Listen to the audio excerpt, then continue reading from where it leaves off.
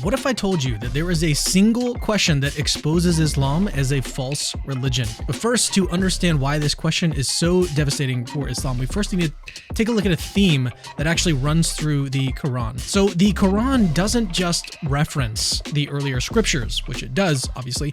It consistently emphasizes that it confirms them. This theme runs throughout the Quran, presenting itself as a sort of seal of legitimacy for its message. Let's look at 4 key examples. In Surah 3:3, the Quran says, "He has revealed to you, O Prophet, the book in truth, confirming what came before it, as he revealed the Torah and the Gospel." In Surah 5:46, it states, "Then in the footsteps of the prophets we sent Jesus, son of Mary, confirming the Torah revealed before him. And we gave him the gospel containing guidance and light, and confirming what was revealed in the Torah, a guide and a lesson to the God-fearing." Then there is Surah 5:47, which directly commands Christians, "So let the people of the gospel judge by what Allah has revealed in it, and those who do not judge by what Allah has revealed are truly the rebellious." Finally, in Surah 7:157, the Quran describes the messenger as the unlettered prophet whose description they find in their Torah and the Gospel. So what's the common thread here? The Quran insists that the Torah and the Gospel are divinely inspired, reliable, and available to people during Muhammad's time. It doesn't claim that they were lost or corrupted. Instead, it goes so far as to command Christians to judge by the Gospel they had, calling it a source of, quote, guidance and light in Surah 5:46. Put very simply, the Quran doesn't claim to replace these scriptures, it claims to affirm them. Before we can fully grasp the power of the question that exposes Islam, we need to dive into one more crucial piece of the puzzle. The Quran doesn't just claim to confirm the gospel that came before it. In other places in the Quran, it directly contradicts the gospel's core doctrines. We got to take a closer look at this because understanding this contradiction is the key to appreciating why this question we're leading up to is so devastating. So in this next section, we're going to look at what the Quran says about the crucifixion of Jesus, the Trinity, and the divinity of Christ. Number 1. The crucifixion. The crucifixion is obviously it's the cornerstone of Christianity, one of the cornerstones, central to the gospel message. But in Surah 4:157, the Quran says this: "But they, the Jews, neither killed nor crucified him. It was only made to appear so. Even those who argue for this crucifixion are in doubt. They have no knowledge whatsoever, only making assumptions. They certainly did not kill him." Now, this represents an obvious denial of the crucifixion, yet the Gospels are crystal clear that Jesus not only died on the cross, but also predicted his death multiple times. For example, in Mark 8:31, Jesus says, "The Son of Man must suffer many things and be rejected by the elders and the chief priests and the scribes and be killed, and after 3 days rise again." In Matthew 20:18-19, he tells his disciples, "The Son of Man will be delivered over to the chief priests and scribes, and they will condemn him to death, and deliver him over to the Gentiles to be mocked and flogged and crucified, and he will be raised on the 3rd day." These are Jesus' own words recorded in the very gospel the Quran claims to confirm.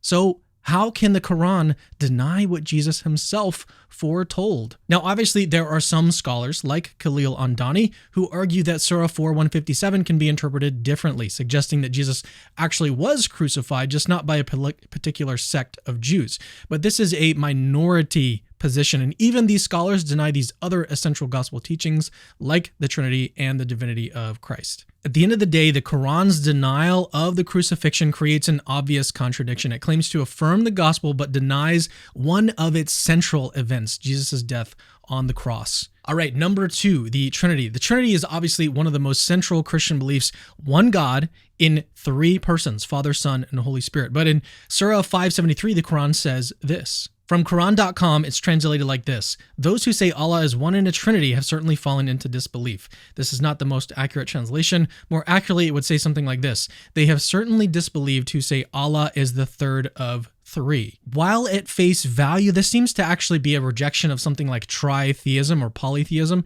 The Quran here is at least attempting to deny belief in the Trinity. Yet, the Bible makes this doctrine abundantly clear. For example, Matthew 28:19 records Jesus commanding his disciples to baptize, quote, in the name of the Father and of the Son and of the Holy Spirit. By the way, it's pretty interesting to note here that the Quran never actually identifies the Holy Spirit as a member of the Trinity. Then we have John 1:1, which says, in the beginning was the Word, and the Word was with God, and the Word was God. The Quran and every Muslim that I've actually met rejects this teaching of the Trinity completely. Whether the Quran actually fully understands the Christian concept of the Trinity is an interesting question. It's a little bit secondary, though. The key point here is that it outright denies this central doctrine. Yet again, the Quran confirms the earlier scriptures, but denies one of its most central teachings. Number 3, the divinity of Christ. One of the clearest teachings of the gospel is that Jesus is not just a prophet, he is God in the flesh. His words, his actions, and even titles elevate him to the level of divinity. But the Quran flatly denies this. In Surah 575, it says this: the Messiah, son of Mary, was no more than a messenger. Many messengers had come and gone before him. This verse reduces Jesus to a mere human prophet, rejecting the core gospel claim that he is,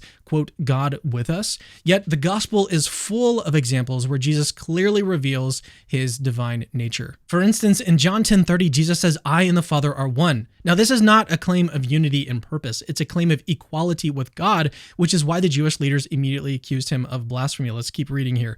The Jews picked up stones again to stone him. Jesus answered them, I have shown you many good works from the Father. For which of them are you going to stone me? The Jews answered him, it is not for a good work that we are going to stone you, but for blasphemy, because you, being a man, make yourself God. In John 8:58, Jesus declares, before Abraham was, I am. This statement echoes God's own words in Exodus 3:14, where he reveals himself as I am. By using this title, Jesus unmistakably claims to share in God's eternal nature. And it doesn't stop there. In Revelation 22:13, Jesus says this: I am the Alpha and the Omega, the first and the last, the beginning and the end. This title, which was used for God in the Old Testament, is applied directly to Jesus, showing that he is eternal and sovereign over all things. The Quran denies all of this, insisting Jesus was just a messenger, but the gospel repeatedly points to his divinity, not just in what others say about him, but what he says about himself. So let's summarize really quickly. The Quran claims to confirm the gospel, but it denies the crucifixion, the Trinity, and the divinity of Christ that are all taught in the gospel. These doctrines are at the very foundations of Christianity. You can't claim to confirm a book and then tear out its most important pages. And now the moment you've been waiting for this whole video, the question that ties everything we've discussed together and completely dismantles Islam. If the Quran confirms the scriptures that came before it, why does it contradict them? This question reveals a devastating contradiction at the heart of Islam's claims. Let's quickly break it down. 1. If the gospel, the Injil, is true, then Islam is false because the Quran denies the crucifixion, the Trinity, and the divinity of Christ, which are central to the gospel message. 2. If the gospel, the Injil, is false, then Islam is still false because the Quran insists the gospel is a source of guidance and light, commanding people to judge by it. In other words, the Quran creates a no-win situation for itself. The gospel, think about it, the gospel can only be true or false. Like, there's no middle ground. This is the law of the excluded middle. If the gospel is true, Islam is false. If the gospel is false, Islam is false. The next time you're in a conversation with a Muslim, ask them this question. If the Quran confirms the scriptures that came before it, why does it contradict them? Thanks for watching, and remember, Christianity is true.